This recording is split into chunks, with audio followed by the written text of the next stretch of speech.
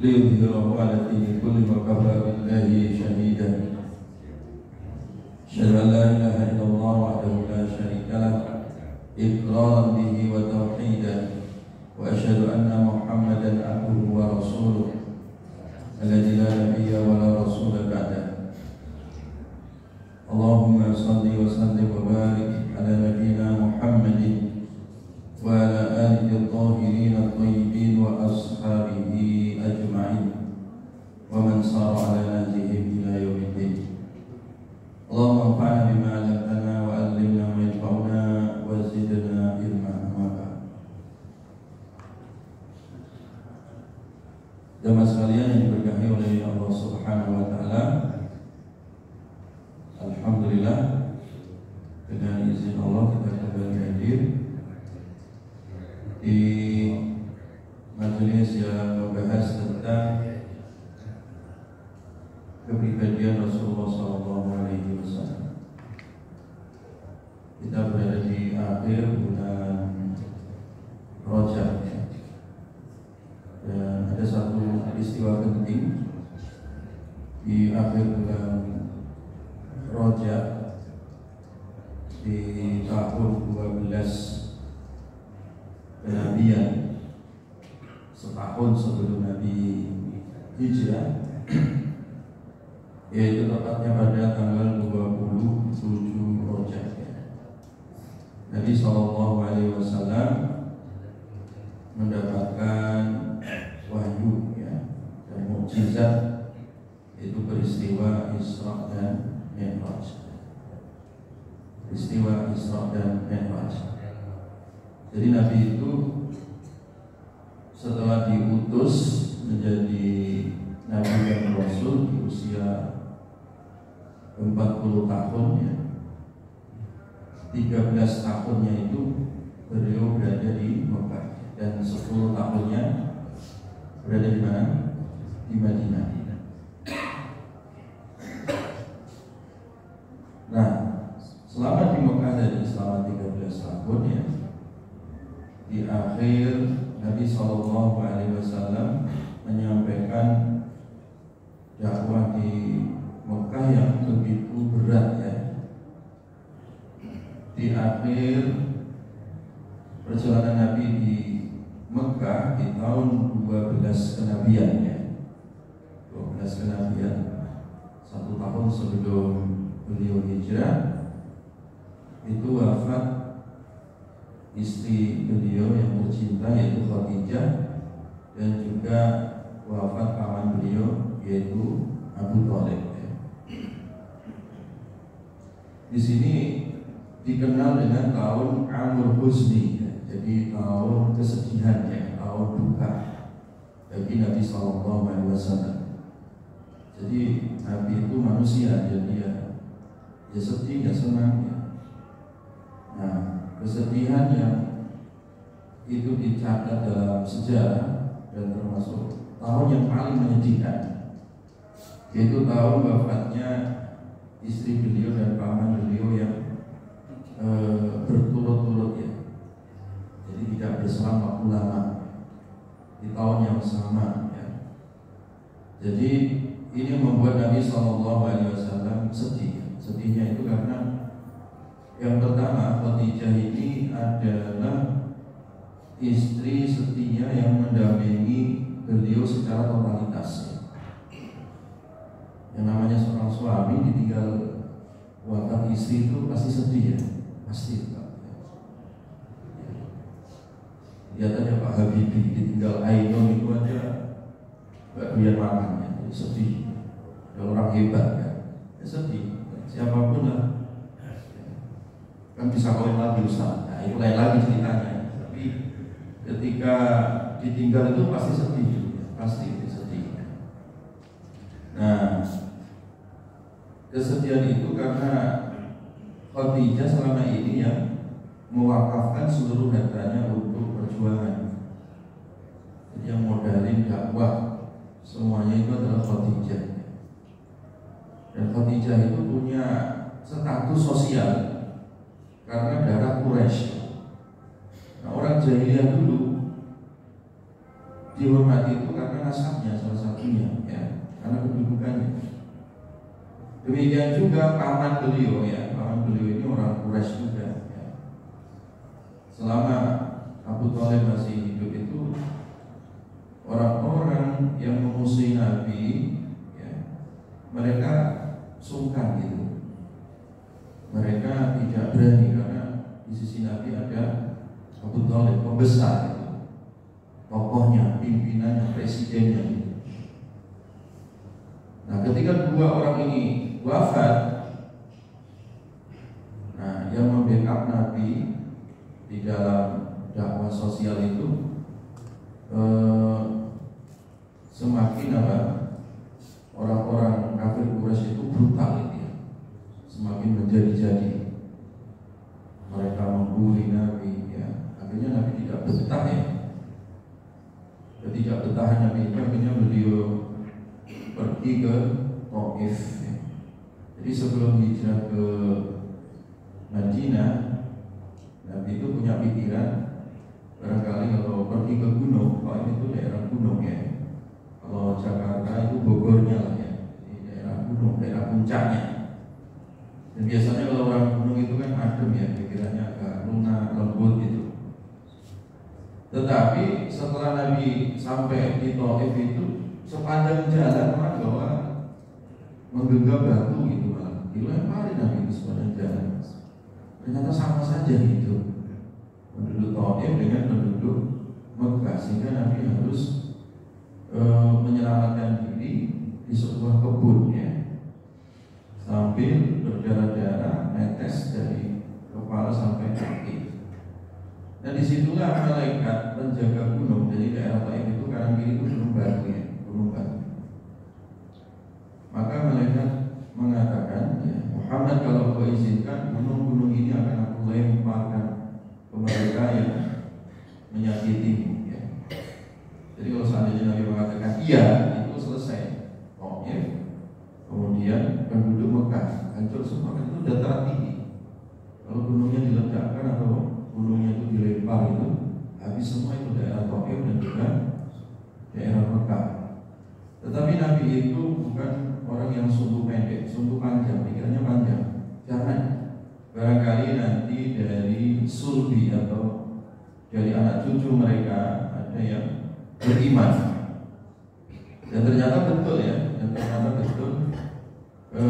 Walaupun, ya, bapak-bapak mereka di masa Nabi tidak beriman, tetapi anak cucunya itu justru beriman, ya. Kayak Abu Jahal itu, ya, punya anak namanya Ikrimah itu.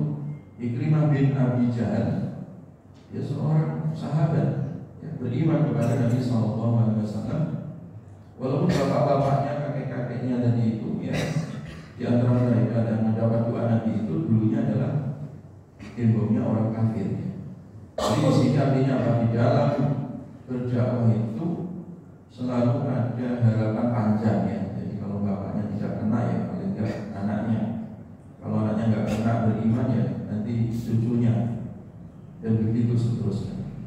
Akhirnya Nabi pulang dalam keadaan terluka, ya, luka jasad dan juga luka batin, ya. Di Mekah dibuli, ya, di Taif malah dilempari batu. Ketika balik lagi ke Mekah, teringat Khadijah, teringat pamannya lagi, gitu. Jadi Nabi manusia, gitu, ya, bukan malaikat. Nabi itu punya perasaan juga. Dan disinilah kemudian Allah Subhanahu wa Ta'ala menurunkan, ya, satu mukjizat, ya, yaitu perjalanan Isra dan Mi'raj. Itu sebagaimana disebutkan di dalam surat Al-Isra, Subhanalladzi asra bi 'abdihi lailan minal masjidil harami ilal masjidil aqsa. Jadi Isra itu artinya perjalanan malam, ya.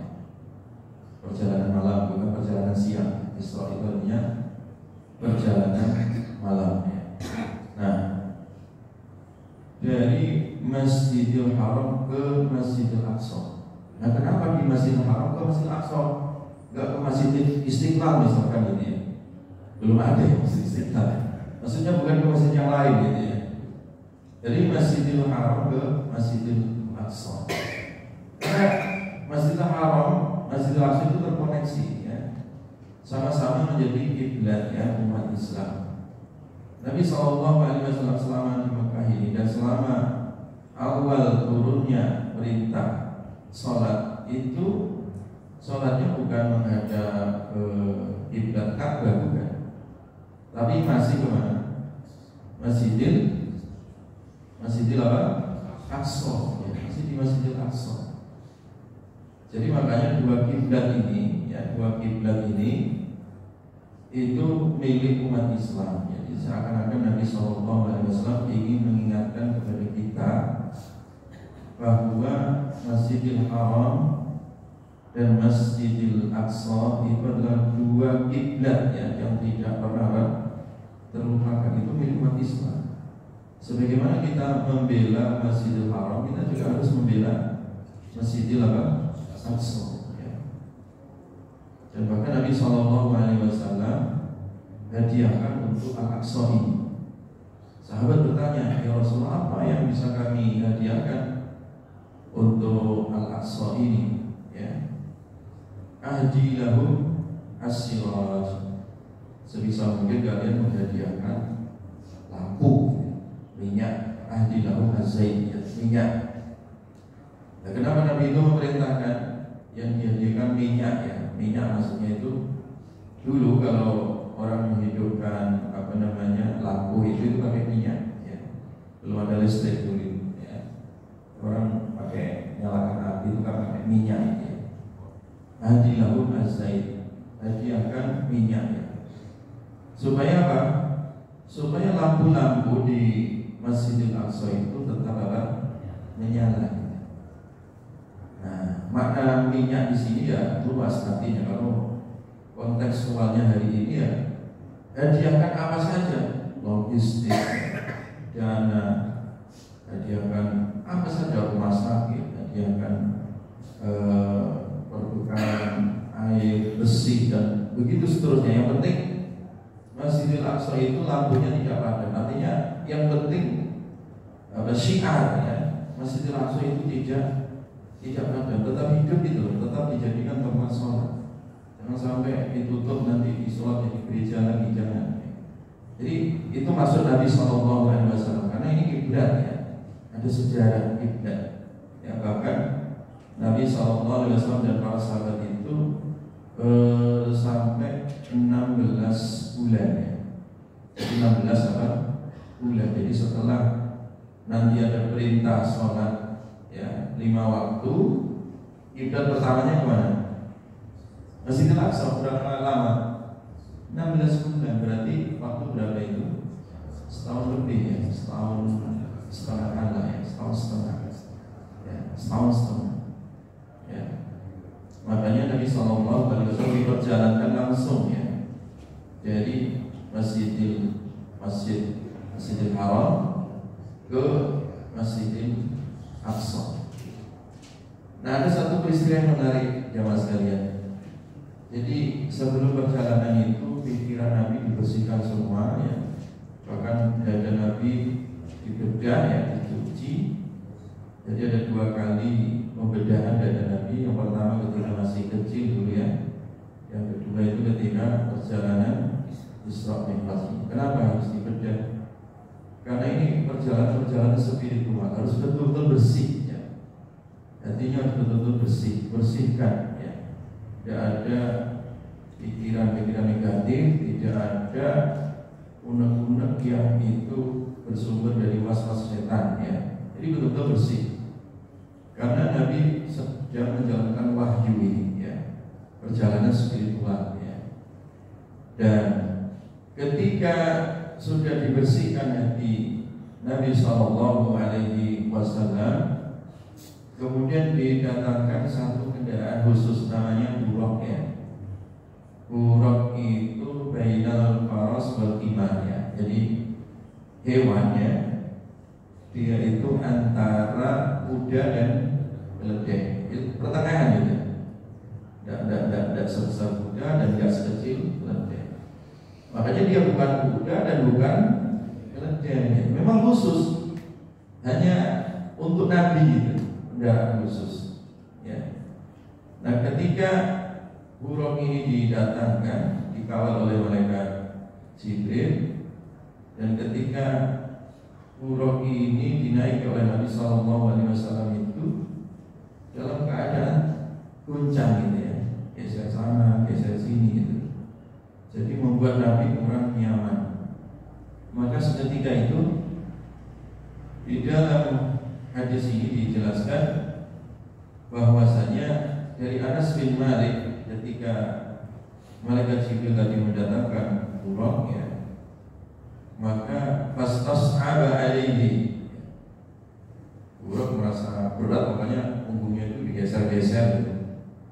Maka ditegur oleh malaikat Jibril sambil mengatakan, Abi Muhammadin taf'al hada, kamu ini kok berani ya melakukan ini kepada Nabi Muhammad katanya. Fama raqibaka ahadun akramu 'ala Allah minhu, maka tidak ada orang yang lebih mulia di sisi Allah ketimbang beliau. Beliau ini orang yang paling mulia di sisi Allah. Ya, kamu yang sopan, kamu yang baik. Farfadha 'ala qadih, maka seketika itu buruk itu langsung gemetar gitu, keringetan gitu ya. Makanya buruk itu ketika membawa Nabi SAW saking ta'zimnya ta'zimnya buruk kepada Nabi SAW itu, Nabi selalu dalam keadaan datar gitu ya. Jadi punggungnya itu nggak jungkir ke depan atau ke belakang ya. Makanya yang berfungsi adalah kakinya ya, kakinya itu bisa memanjang, memendek supaya punggungnya itu ya menyesuaikan ya, tidak jungkir ke depan, tidak ke belakang ya. Jadi Nabi ya duduk ya datar gitu ya. Kalau misalkan orang naik kuda atau naik gimana kan ya, kalau jalannya turun ya naik jungkir gitu kan. Ini enggak ya, jadi berfungsi kakinya memanjang depan, atau yang belakang pendek, belakang panjang, depannya pendek itu. Artinya kalau pas naik gitu ya. Dan pertanyaannya, ya Ustaz, ini buruk ini kok bisa cepat kayak gitu, gimana logikanya? Nah ini kan yang namanya mukjizat itu di luar ada ya, namanya mukjizat itu di luar apa? Kebiasaan. Bukan natural ya. Jadi bukan sekedar biasa gitu, tapi ini luar biasa gitu. Ya. Ini luar biasa, kejadian luar biasa. Pokoknya kalau kita beriman gitu ya yakin saja gitu ya. Karena kalau logika itu nggak masuk gitu ya. Makanya ini jawabannya bukan fisika tapi metafisika ya. Nah itu bagaimana ta'zimnya buruk ya kepada Nabi SAW.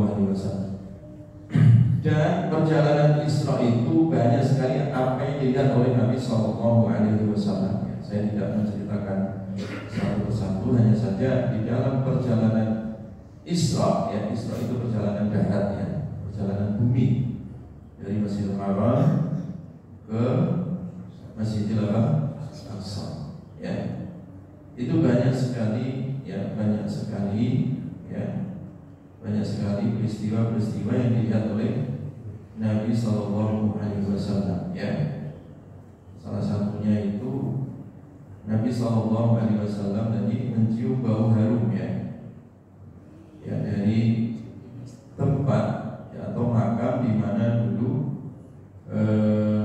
tukang sisirnya Fir'aun ya, masih tak ya, itu dulu dibunuh ya, atau digodok atau dibakar oleh Fir'aun gara-gara ya ketika nyisir rambut anak Fir'aun itu dia mengatakan menyebut nama Allah itu. Nah, kata anaknya, loh kamu punya Tuhan selain bapakku? Iya, Tuhanku Allah. Akhirnya dia diseret oleh Fir'aun dan dibunuh, dan tetap mengatakan Allah lah Tuhanku ya. Jadi bukan Fir'aun. Jadi demi membela keimanan itu dia rela dibunuh, disiksa oleh Fir'aun dan dikuburkan, dan ternyata baunya adalah harum ya. Jadi artinya banyak hal-hal yang dilihat oleh Nabi SAW alaihi wasallam ya. Nanti peristiwa-peristiwa yang itu terkait hal-hal yang tidak bisa dilihat oleh kasat mata oleh manusia biasa. Karena ini adalah mukjizat. Nah, kemudian yang Mi'raj itu adalah perjalanan langit ya. Jadi Mi'raj itu artinya naik gitu ya. Dari Masjidil Aqsa sampai ke Sidratil Muntaha. Dan itu juga banyak hal-hal yang dilihat oleh Nabi, mulai dari langit 1, 2, 3 ketemu para Nabi, sampai langit ke-7 nanti ketemu Nabi Ibrahim ya. Dan begitu seterusnya. Cuman saya ingin menyampaikan ada 3 hal ya. 3 hal hadiah yang dibawa oleh Nabi SAW dalam peristiwa Mi'raj ini ya. Makanya Nabi SAW bersabda ya, di dalam hadis Abdullah bin Mas'ud ya, Nabi SAW itu mu'tiya fi lailatil Isra salasanya. Jadi sebenarnya inti pokok dari perjalanan Isra Mi'raj tadi itu adalah 3 hal. Yang pertama adalah mu'tiya as-salawat al-khams ya. Nabi itu diberikan wahyu untuk melaksanakan sholat 5 waktu. Ini yang pertama. Yang kedua, wa u'tiya khawatimu suratil Baqarah. Nabi diberikan 2 ayat terakhir dari surat Al-Baqarah. Dan yang ketiga, wa ghufira liman lam yusyrik billahi min ummatihi syai'an. Dan diampunkan orang yang tidak syirik dari umatnya. Jadi 3 hal ini ya. Nanti kita akan jelaskan satu-satu. Pertama apa tadi? Sholat. Yang kedua adalah apa? Penutup ya. 2 ayat terakhir dari surat Al-Baqarah. Dan yang ketiga adalah diampunkan dosa orang yang tidak syirik dari umatnya. Jadi 3 hal ini ya. Ini kesimpulan dari perjalanan Isra dan Mi'raj.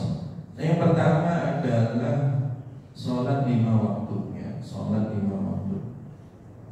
Jadi ternyata ya, sholat ini adalah tempat ya, atau Mi'raj healing ya, secara spiritual itu ya, untuk menenangkan ya jiwa manusia. Jadi Nabi tadi yang sedang sedih, ditinggal istrinya, tinggal pamannya, dibully kaumnya ya, itu healingnya ternyata disuruh sholat gitu.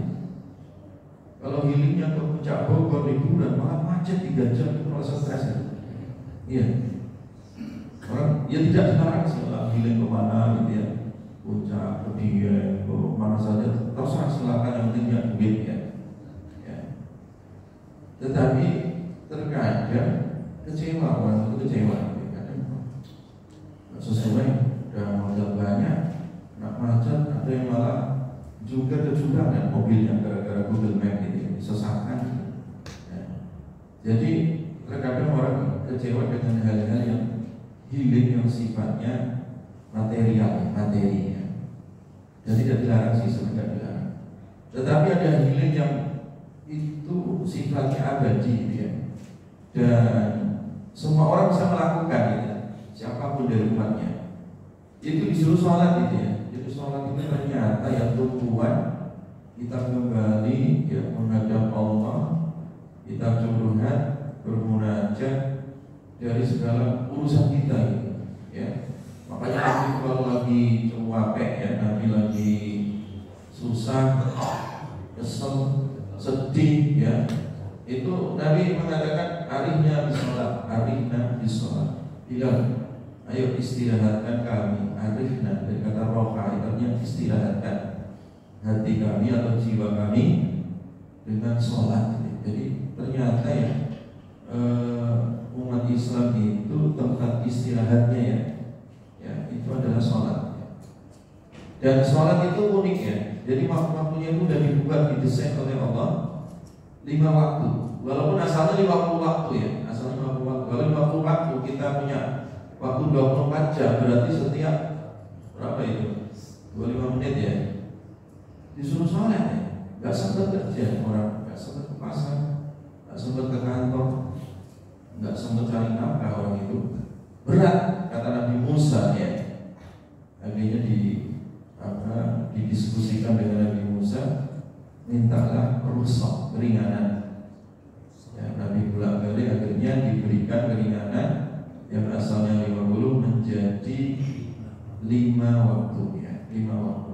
Ya, dan 5 waktu itu pun senilai 50 waktu, karena salah satu kaidah yang Allah berikan kepada Nabi Muhammad dan umatnya itu adalah 10 kali lipat, bilangan 10 kali lipat di asyri amsalihah. Jadi 10 kali lipat 5 sama dengan kali 10 yaitu 50 waktu, sama ya, kualitasnya sama ya.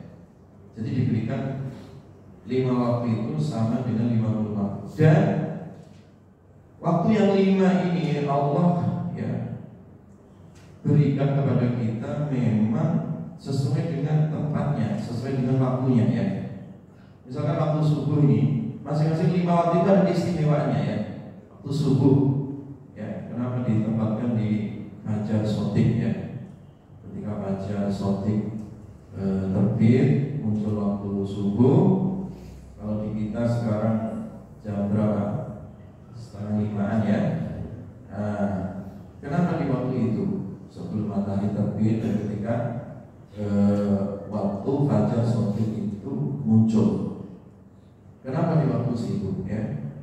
Ternyata waktu ini adalah waktu yang sangat berkah ya, di mana pertemuan dua malaikat atau dua rombongan malaikat yang jaga malam dan juga malaikat yang jaga siang itu pertemuannya di waktu subuh.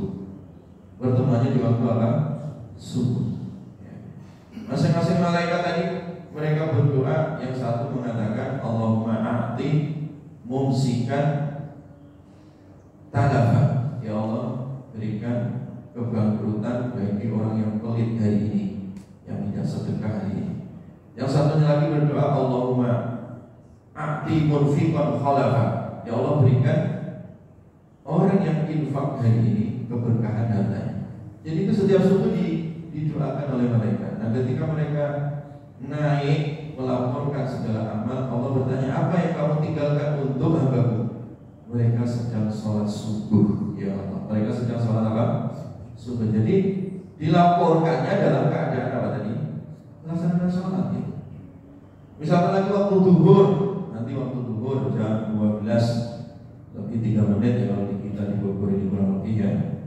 Ketika matahari sudah di tengah dan lengser sedikit gitu ya ke arah barat, itu waktu duhur sudah ada bayang-bayang kita.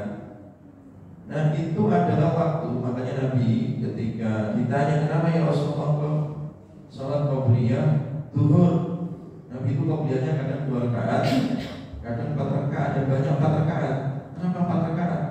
Nabi kemudian menjawab, karena aku senang ya sholatku ini naik ya, dilaporkan dalam keadaan pintu surga, pintu langit terbuka ya. Kalau pas duhur itu jamaah, itu pintu langit terbuka itu, doa-doa itu mustajab itu. Makanya Nabi itu kadang qobliyah duhurnya berapa rakaat?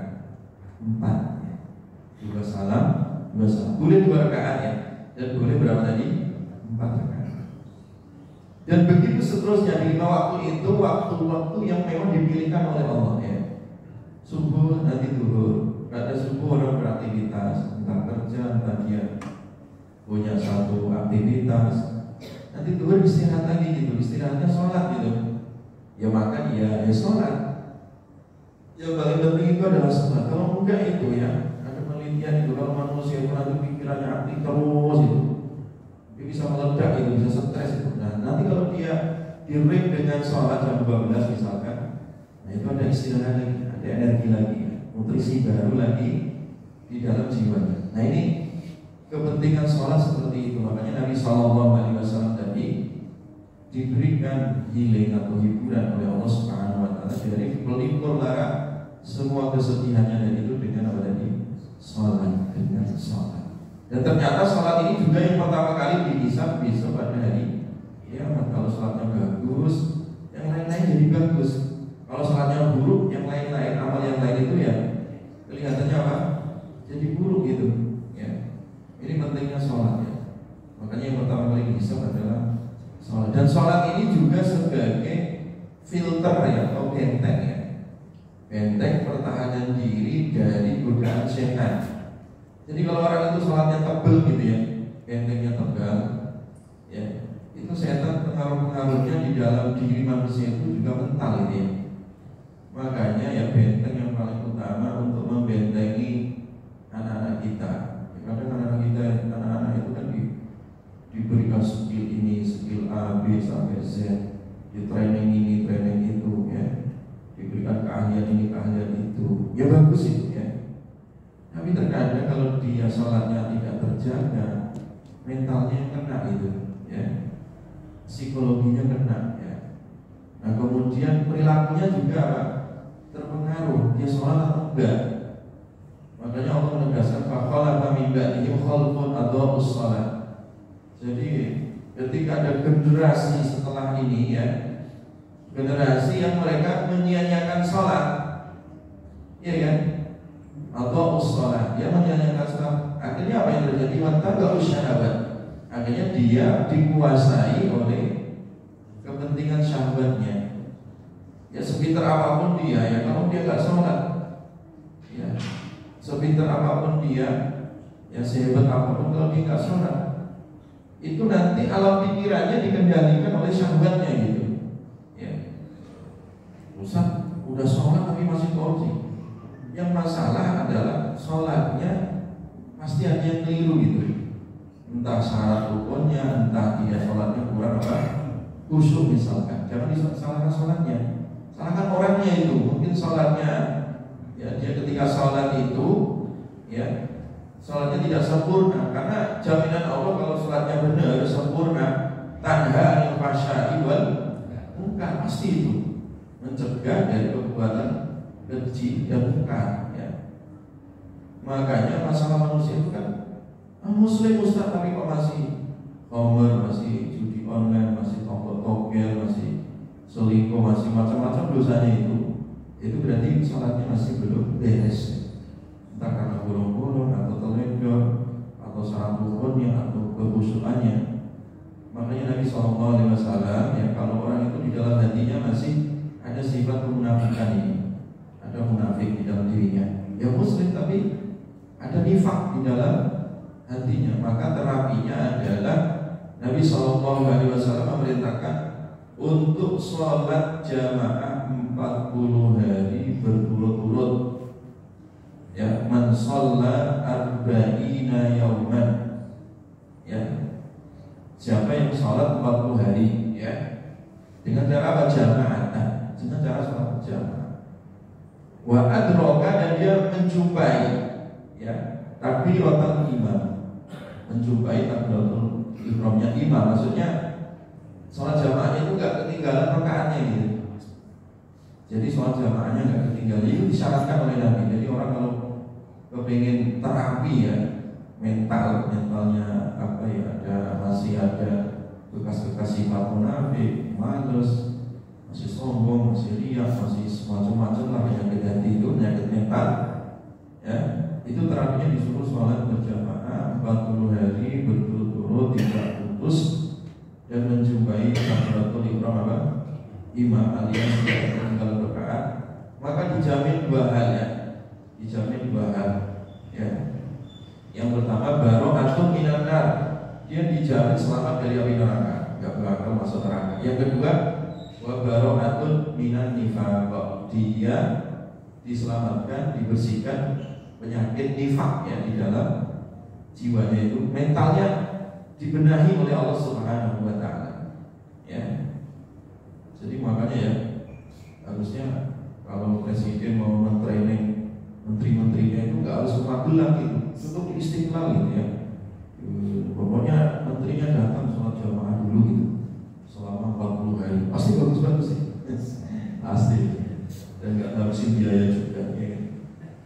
Jadi seandainya begitu di training gitu, di training, misalkan kita punya kadang kok malas-malas misalnya di training, dikasih terapi di kantor atau di masjid kantor atau mana, ayo kita 40 hari ini sebelum hari kerja ini kita trainingnya sholat berjamaah ya 40 hari. Dan insya Allah ya, insya Allah itu ada perbaikan mental itu, ya, ada perbaikan mental itu jaminan tuh dari Nabi Sallallahu Alaihi Wasallam. Ini yang pertama jamaah sekalian ya. Yang kedua, jadi hadiah atau oleh-oleh dari Isra dan Mi'raj ini ya. Yang kedua adalah wa mu'tiya khawatimu suratil Baqarah ya. Dan Nabi Sallallahu Alaihi Wasallam diberikan 2 ayat ya, 2 ayat terakhir dari apa, surat apa, Al-Baqarah. Amana Rasulullah bima unzila ilaihi min rabbih wal mu'minun kullun amana billahi wa malaikatihi wa kutubihi wa rusulihi la nufarriqu baina ahadin min rusulihi, dan seterusnya sampai akhirnya ya. Itu ketika diturunkan 2 ayat ini ya, ketika diturunkan 2 ayat ini, itu menjadi satu mukjizat yang luar biasa ya, menjadi mukjizat yang luar biasa ya. Bahkan Nabi Sallallahu Alaihi Wasallam kemudian bersabda, al-ayatan min akhir suratil Baqarah man qara'aha fi lailatin kafatah ya. Jadi ada 2 ayat ini kalau dibaca dari akhir surat Al-Baqarah itu, dibaca kalau kita baca malam hari gitu ya, itu cukup ya, dia akan dicukupi oleh Allah. Cukup apa maksudnya? Cukup keselamatannya ya. Jadi orang kan tidur itu kan tidak bisa apa-apa gitu kan. Sehebat apapun petinju kalau udah tidur ya sudah nggak bisa ngapa-ngapain kan. Orang dibekuk orang, dipukul orang ya gampang aja dia sedang tidur ya. Makanya tidur itu adalah makhluk Allah yang paling kuat sebenarnya. Ini makanya ada ulama kemudian membuat kaidah, di dunia ini katanya yang paling hebat itu besi. Enggak, besi kalah sama api. Api ada yang lebih hebat, yaitu air. Air ada yang lebih hebat, yaitu kalah dengan angin. Angin kalah dengan teknologi. Teknologi itu bikinan manusia ya.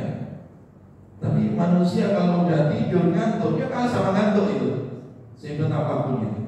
Makanya orang kalau udah tidur itu gak ada kekuatan apapun gitu. Nah, tetapi ada kekuatan di luar itu yang menjaga. Salah satunya adalah tadi akhir daripada surat apa tadi? Al-Baqarah ya. Itu tentang keimanannya.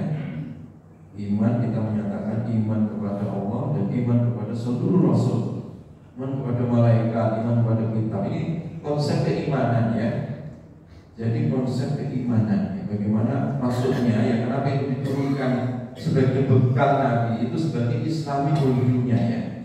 Jadi supaya kita manusia beriman itu ya, tolak ukurnya itu mengukur segala sesuatu itu dengan keimanan ya.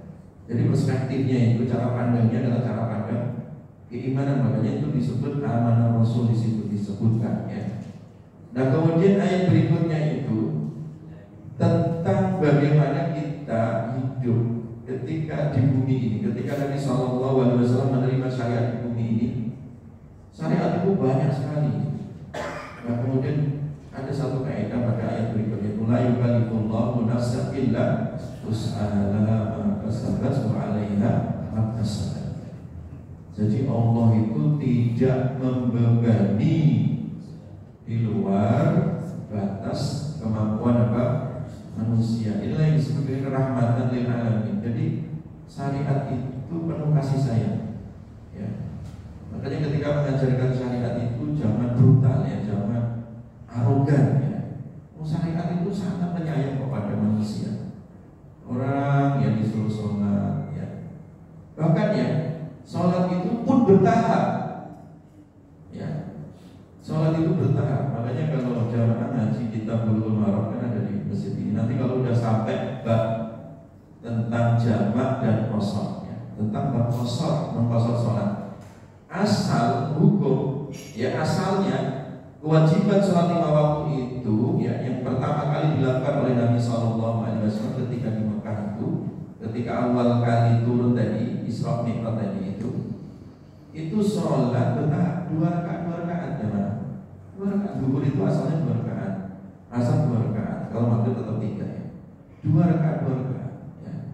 Itu tujuannya untuk pentahapan. 4 rakaat zuhur, asar, isya 4 rakaat itu setelah Nabi SAW nanti hijrahnya. Jadi artinya syariat itu bertahap gitu, dilakukan dengan cara bertahap supaya manusia itu nggak kaget ya.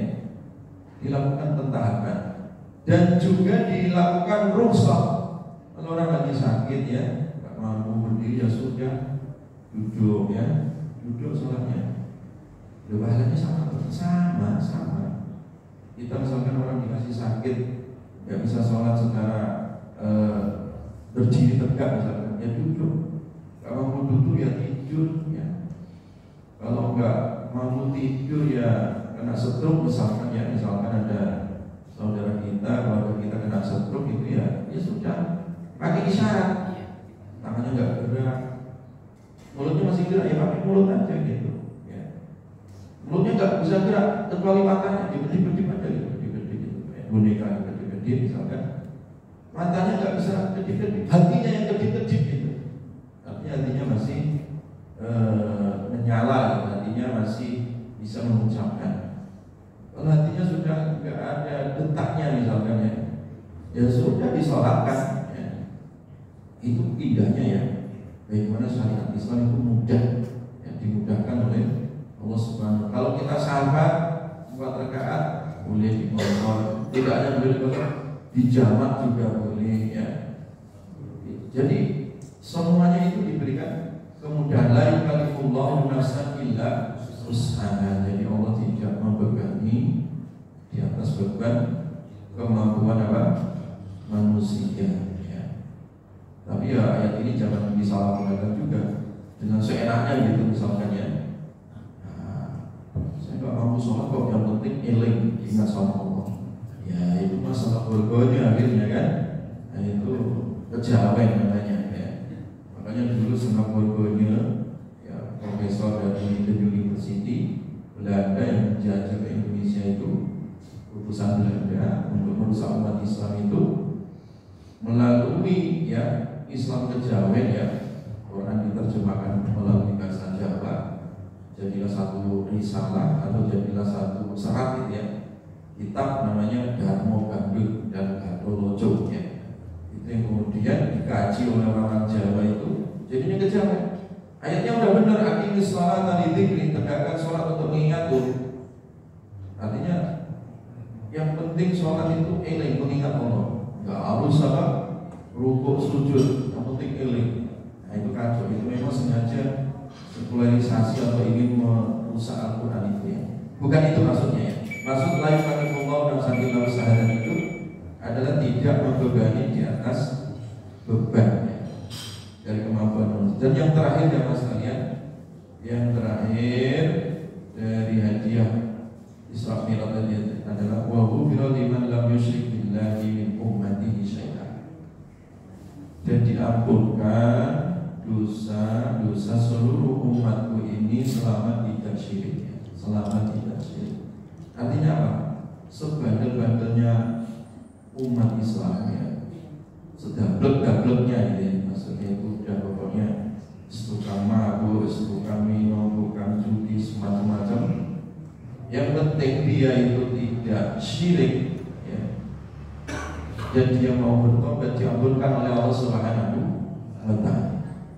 Makanya ketika sahabat mendengar ini ya, wa in zana wa in sarqa, ya Rasulullah, kalau toh dia tidak syirik tetapi dia pezina, wa in zana wa in sarqa, dan dia mencuri, sarqa mencuri. Nabi mengatakan wa in zana wa in sarqa, ya walaupun dia pernah zina, walaupun dia pernah mencuri. Saking kepingin memantapkan lagi, sahabat bertanya, wa in zana wa in sarqa, ya Rasulullah, benar walaupun dia pernah zina, walaupun pernah maling. Benar kata Nabi, wa in zana wa in sarqa. Diulang lagi sampai 3 kali. Sahabat tanya, ya Rasulullah, wa in zana wa in sarqa, walaupun pernah zina, walaupun pernah maling. Iya. Akhirnya Nabi nyetop di 3 kali itu kan. Pokoknya iya, artinya walaupun dia pernah melakukan dosa-dosa besar maksudnya gitu ya. Selama dosa besarnya tidak apa tadi? Syirik. Itu masih dianggap umatnya Nabi Sallallahu Alaihi Wasallam. Apalagi kalau yang hanya sekedar beda masalah-masalah yang sifatnya fikih, furu'iyah. Ya. Jangan sampai nggak tegur sapanya gara-gara beda kunut, ya, beda basmalah, ya, hanya gara-gara beda lebaran, ya. Hal-hal yang sifatnya furu'iyah itu biasa aja, gitu, nggak usah dianggap kemudian eyal-eyalan gitu ya, sampai bermusuhan, nggak tegur sapa. Loh ini loh umat Nabi, masih jago umat Nabi walaupun maling, bandar togel, ya, bandar cuci online misalnya, tapi dia masih apa? Kamu jangan diikuti maksudnya ya, jangan ikutin yang kayak gini. Maksudnya itu Nabi ingin menegaskan orang-orang seperti ini masih umatnya Nabi. Apalagi yang beda kunut sama beda lebaran tadi. Maksudnya itu loh. Jadi yang pezina dan maling pun selama dia tidak syirik itu masih dianggap umatnya siapa? Nabi itu. Tapi ya jangan ikut-ikutan yang satu itu, nggak usah. Itu biar semua aja yang lakukan, yang jamaah Darus Salam nggak usah. Ya. Wa inzana wa in. Ini adalah oleh-oleh dari Israel. Jadi yang penting jangan syirik. Hanya saja masalahnya jamaah sekalian, syirik itu kalau zaman jahiliyah dulu itu masih tradisional. Orang mungkin hari ini nggak nyangka berhala. Masalahnya syirik sekarang itu bermutasi gitu, digital. Bapak-bapak ikut-ikutan tanya, iseng main TikTok, mainan kodam gitu loh. Bapak kodamnya hari ini gambarnya kancil, kodamnya ini pasti percaya itu syirik itu. Nggak usah ikut ya kayak gitu. Online lagi, live lagi ada gitu orang-orang percaya hal-hal yang lembek ya, percaya hal-hal yang apa ya, yang syirik gitu ya, terus ditinggalkan ya hal-hal yang syirik. Yang penting bagaimanapun yang tidak syirik itu aja lah udah. Jadi umat Nabi Sallallahu Alaihi Wasallam yang penting tidak apa syirik. Walaupun ya kadang masih melakukan dosa, ya sebisa mungkin ya dosanya ya ditinggalkan. Tapi kadang ada orang itu masih melihara dosa sampai mati gitu, ya. Yang dia tahu hanya dirinya sama Allah, istrinya nggak tahu. Ya tapi selama dia nggak syirik ya insya Allah nanti kalau dia kembali dan bertobat ya diampunkan oleh Allah Subhanahu wa Ta'ala. Jadi itu jamaah yang 3 hal tadi yang saya ulang lagi, mudah-mudahan ingat. Yang pertama dari sholat 5 waktu, yang kedua 2 ayat dari akhir surat Baqarah, yang ketiga apa? Tidak syirik. Dan 3 hal ini adalah oleh Isra Mi'raj di akhir bulan Rajab ini. Wallahu a'lam bishawab. Demikian kurang lebih yang maaf. Subhanallahumma bihamdika asyhadu an la ilaha illa anta astaghfiruka wa atubu ilaik. Assalamualaikum warahmatullahi wabarakatuh.